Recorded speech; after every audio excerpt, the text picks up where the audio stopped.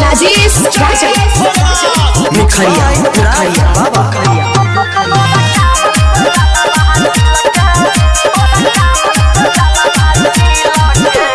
नहीं चल जाई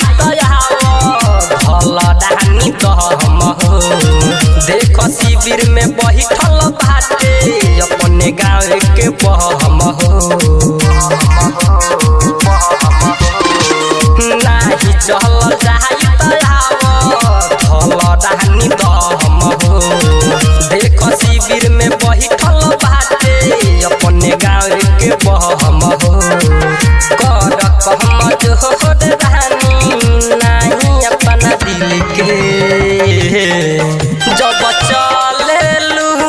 रानी हो तू हिल के तोरा कावर से जलवा छिलके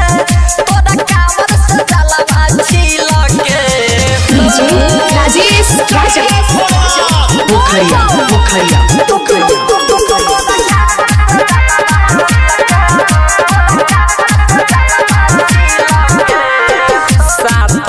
के बहम सबे चल गईला कहादी देख दानी हमनी हो गईनी पछाड़ी रे साथी के बहम सबे चल गईला कहादी देख दानी हमनी हो गईनी पछाड़ी राइट सूरज राज